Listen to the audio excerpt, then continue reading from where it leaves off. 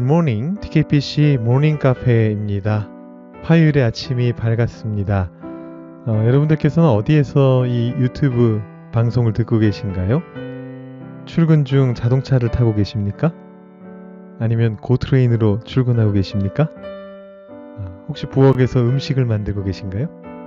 아니면 침대에서 막 일어나신 상태로 바로 하나님 말씀부터 찾아서 듣고 계신가요? 아니면 또 벌써 부지런히 준비하고 나오셔서 산책하시면서 듣고 계신가요? 여러분 어디에서 무엇을 하시든지 이 방송을 듣고 계신 모든 분들께 하나님의 크신 은총이 오늘도 임하게 되기를 간절히 바라면서 오늘 새벽 카페를 시작해 보겠습니다. 여러분 맛있는 음식 보시면 몸에서 제일 먼저 어떤 반응이 일어나나요? 군침이 돌죠? 글쎄 파블로프에게는 음식을 줄 때마다 종을 쳐줬더니 나중에는 음식을 주지 않고 종만 쳐줘도 침을 흘렸다고 합니다. 아주 고전적인 그 심리학 실험 중에 하나죠. 이게 흔히 말하는 조건 반사입니다. 종과 음식을 연결시켜서 종을 칠 때 원래는 침이 흐르지 말아야 되는데 그게 딱 우리 머릿속에 연결이 돼버리면 종을 칠 때마다 침을 흘리는 겁니다. 그것이 조건 반사고요. 그냥 맛있는 음식을 보고 침이 저절로 흐르는 것은 무조건 반사입니다. 그냥 자동으로 나오는 그런 거죠. 또 다른 경우도 있는데요. 우리 몸의 반응 중에 슬픈 일을 당하시거나 슬픈 영화를 보시거나 이럴 때 몸에서 어떤 반응이 일어납니까? 바로 눈물이 흐르는 그런 반응이 일어납니다. 그게 어떤 상황인지 또 여러분이 어떤 성향이신지에 따라서 좀 다르겠지만 또르륵 한 방울의 눈물이 흘러내리는 경우도 있고요. 또 고장난 수도꼭지처럼 막 줄줄 눈물이 흘러나오는 그런 경우도 있습니다. 자, 이런 것들은 상황에 몸이 반응하는 것입니다. 어떻게 보면 마음이 반응하는 것이다라고도 말할 수 있겠죠. 그러니까 기본적으로 이런 것들은 무조건적인 반사작용입니다. 그런데 우리의 신앙에서 때로는 조건적인 반사작용이 필요할 때도 있습니다. 사실 우리가 가지고 있는 교회의 예식들은 일종의 조건 반사라고 볼 수 있습니다. 제가 조금 전에 조건 반사의 대표적인 예로 파블로프의 개를 들었기 때문에 이거 혹시 또 오해하시면 안 되는데 우리 교회의 예배와 예식과 이런 것들을 파블로프의 개처럼 취급하는 건가요? 혹시 이렇게 생각하시면 그건 너무 우리 스스로를 동물 취급하는 거가 되겠고요. 그런데 그 정도 수준이 아니더라도 근본적으로 우리의 마음을 우리가 다스리기 위해서 그 예배들을 활용할 수 있다라는 얘기입니다. 이를테면 찬양을 한번 예로 들어보죠.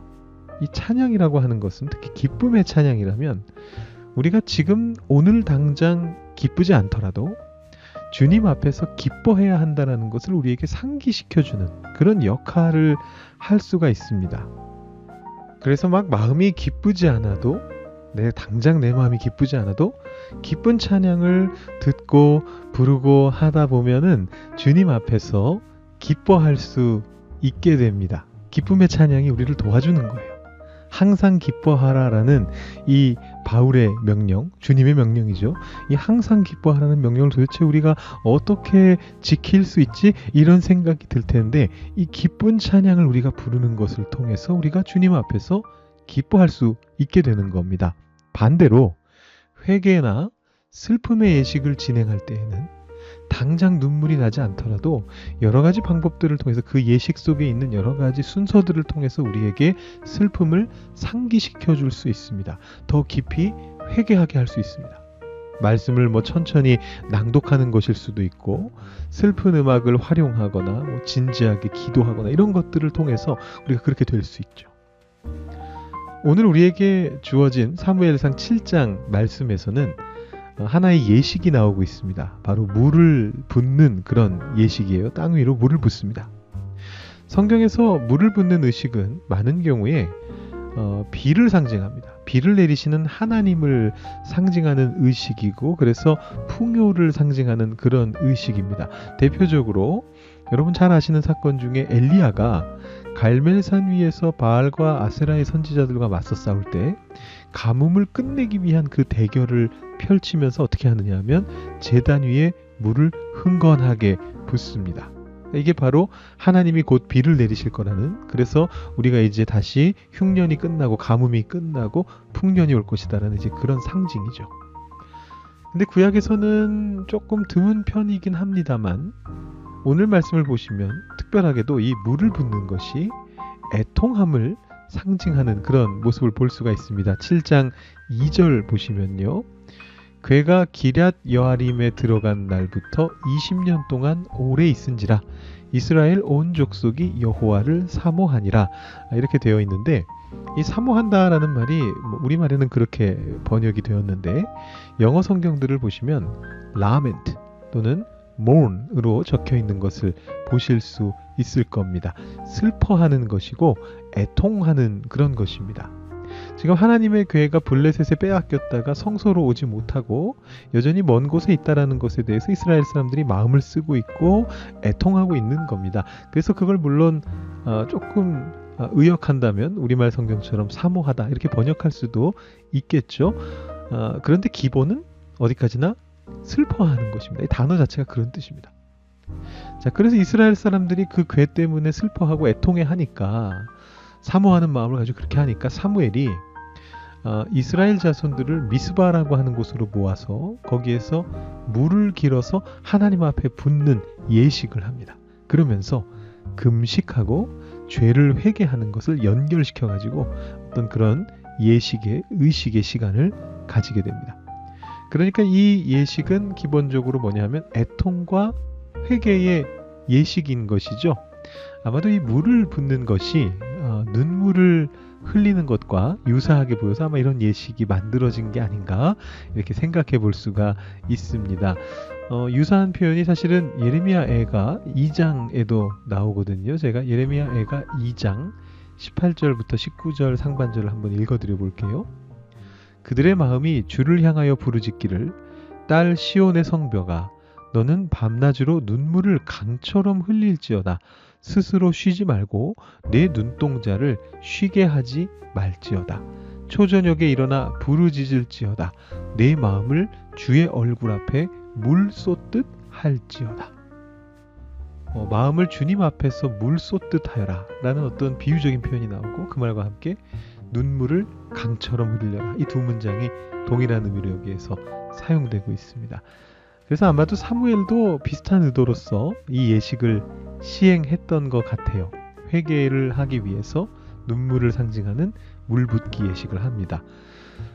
그리고 구약에서는 이 정도에서 일단 멈추게 되는데 신구약 중간기를 지나서 신약 시대로 넘어오게 되면 바로 우리가 잘 아는 세례라고 하는 예식이 만들어지게 되는 거죠. 물에 들어갔다가 나오면서 머리로부터 물이 뚝뚝 떨어집니다. 혹은 약식 방식으로 한다면 머리 위에 물을 붓습니다. 우리가 하는 세례 같이요.